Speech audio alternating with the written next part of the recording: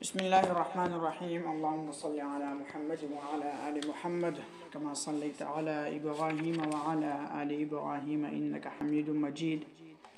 اللهم بارك على محمد وعلى آل محمد كما باركت على إبراهيم وعلى آل إبراهيم إنك حميد مجيد. رب اشرح لي صدري ويسر لي أمري واحلل عقدة من لساني يفقه قولي. رب زدني علما رب زدنی علما رب زدنی علما. گزشتہ سبق میں ہم نے بتایا تھا کہ تمام کلمات عرب دو قسم پر ہے: معرب، مبنی. معرب کی تعریف اور مبنی کی تعریف. مبنی کی 13 اقساموں کا بیان، معرب کی 2 قسموں کا بیان، اسم متمکن اور اسم غیر متمکن کی تعریفات. پھر اس میں غیر متمکن کی اقسام کو شروع کیا تھا، جس میں صرف ایک کا بیان کیا تھا کہ مضمرات اور ضمیر کی 5 قسموں کا بیان: ضمیر مرفوع متصل، ضمیر مرفوع منفصل، ضمیر منصوب متصل، ضمیر منصوب منفصل اور ضمیر مجرور کا بیان، مجرور متصل کا بیان کیا تھا. آج کے سبق میں اس میں غیر متمکن کی دوسری قسم اسماء اشارات. اسم اشارہ وہ اسم ہے جو وضع ہو مشار الیہ حصی کے لیے.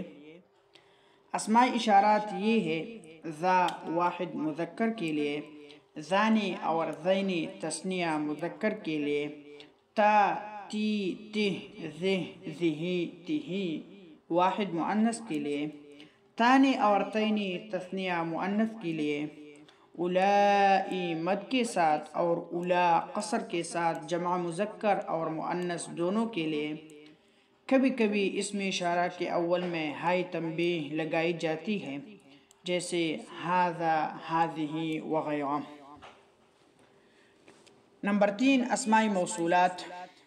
اسم موصول وہ اسم ہے جو جملے کا جزء تام نہیں بنتا مگر صلہ کے ساتھ، اور صلہ ہمیشہ جملہ خبریہ ہوتا ہے.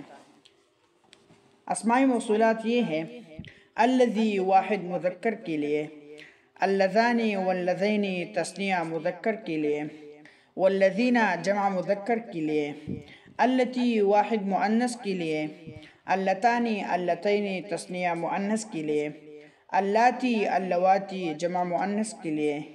ما یہ عام طور پر غیر ذوی العقول کے لیے آتا ہے. من یہ عام طور پر ذوی العقول کے لیے آتا ہے اور کبھی کبھی اس کا برعکس بھی ہوتا ہے.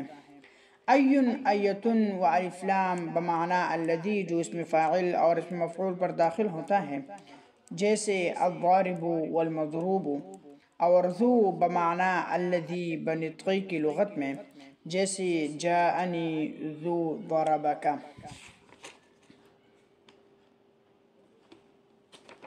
اس میں غیر متمکن کی اقسام میں نمبر 4، اسماء افعال. اسماء افعال وہ ہے جو اسم ہو لیکن فعل کے معنی پر مشتمل ہو، اور یہ 2 قسم پر ہے.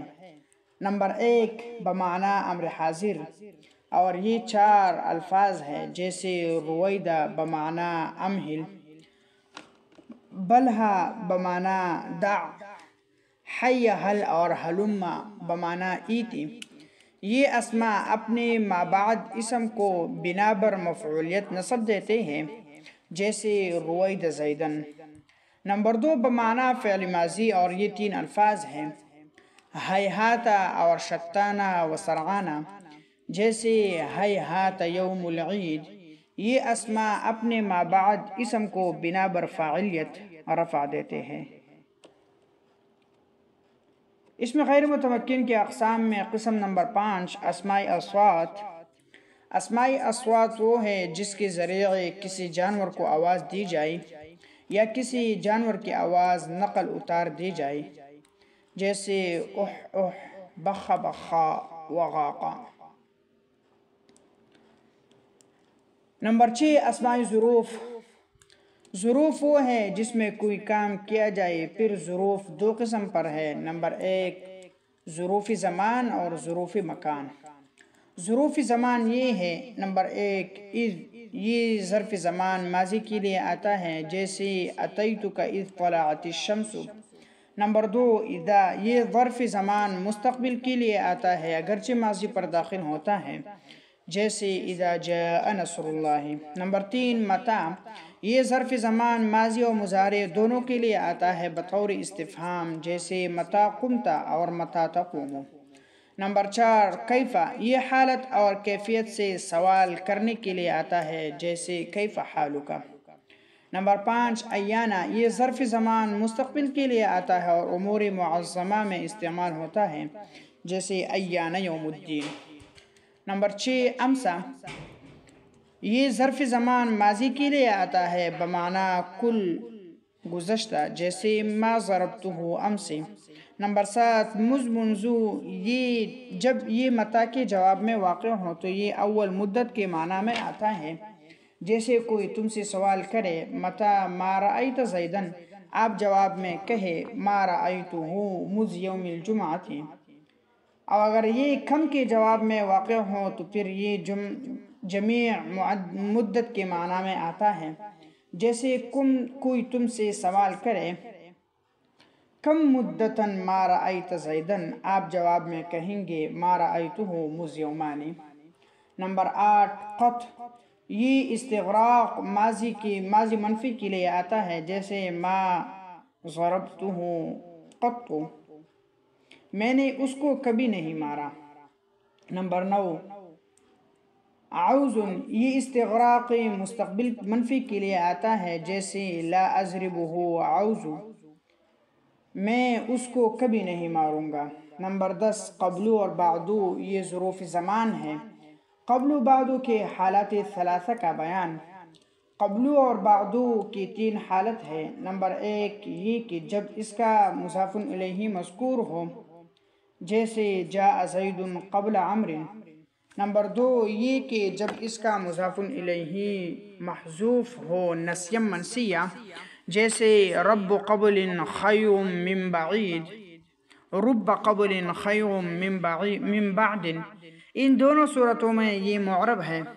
نمبر 3 یہ کہ جب اس کا مضاف الیہ محذوف منوی ہو، حذف ہو لیکن ذہن میں موجود ہو تو اس کا صورت میں یہ مبنی بر ضمہ ہے، جیسے للہ الامر من قبل ومن بعد۔ ظرف زمان، ظرف مکان۔ ظرف مکان یہ ہے، نمبر 1 حیث، یہ اکثر جملہ کی طرف مضاف ہوتا ہے، جیسے اجلس حیث زید جالس۔ نمبر 2 قدام، نمبر 3 تحت، نمبر 4 فوق، یہ تینوں بھی قبل اور بعدو کی طرح ہے، ان کے لیے 3 حالت ہے اور حالت نمبر 3 میں مبنی بر ضمہ ہوتے ہیں۔